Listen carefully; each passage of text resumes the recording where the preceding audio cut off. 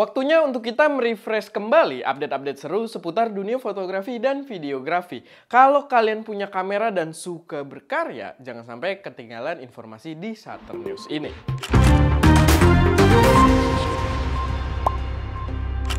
Episode Shutter News kali ini disupport oleh toko kamera online kamera.co.id. Informasi pertama, gue mau ngingetin dulu kalau pemenang lomba kreatur pertama itu sudah kita umumkan. Selamat buat Ibnu Anugrah telah memenangkan kamera mirrorless dengan foto kerennya yang diambil pakai Realme dan dikasih preset kreatur. Dan buat lomba selanjutnya juga udah kita mulai, penjelasannya udah ada di video yang tayang kemarin sebagai video announcement tentang tata cara ikutan di lomba yang bulan Oktober ini. Dan hadiah utamanya jadi semakin seru, yaitu Sony A6400 plus lensa Zeiss 16-70mm f4. Buat yang udah punya, ya kalian gratis buat ikutan lagi gitu ya, yang udah punya presetnya. Dan yang mau beli presetnya bisa pakai kode voucher lomba foto buat dapat diskon Rp300.000. Jadi jangan lupa, ini kesempatan yang sangat menarik.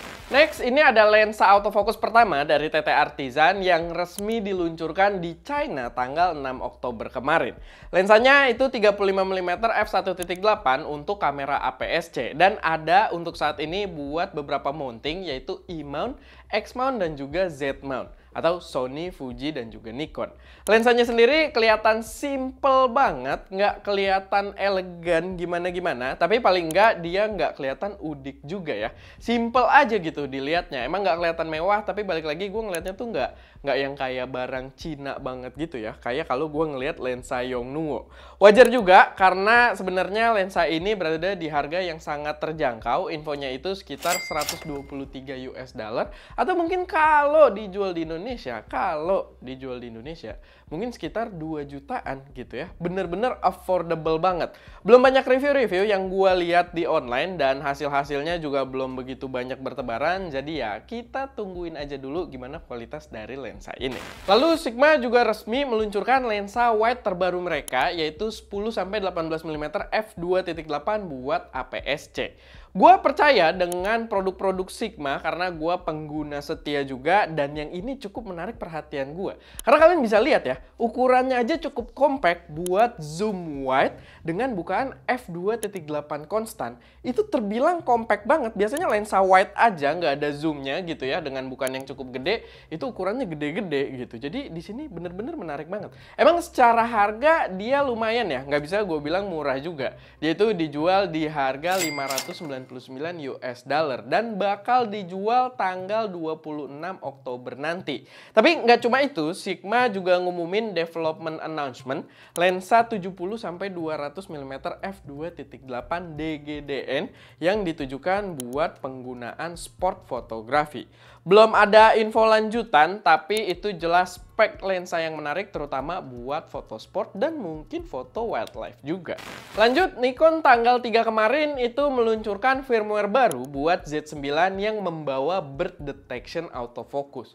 Improvement yang menarik karena gue abis coba Z8 dan emang autofocus ke burungnya itu pakai animal detection autofocus itu nggak sebagus yang gue expect. Dan sekarang ternyata mereka udah memberikan update dan ada mode khusus untuk burung gitu, dibedain sama untuk hewan. Gua harap sih Nikon bakal bawa update ini juga ke Z8, yang gue yakin mereka bakal bawa juga ke Z8 karena cukup absurd kalau sampai nggak dibawa ke Z8 gitu ya. Karena terlepas dari AF-nya yang masih kurang buat ke burung, sebenarnya yang gue rasain performa kameranya sendiri itu udah gila banget.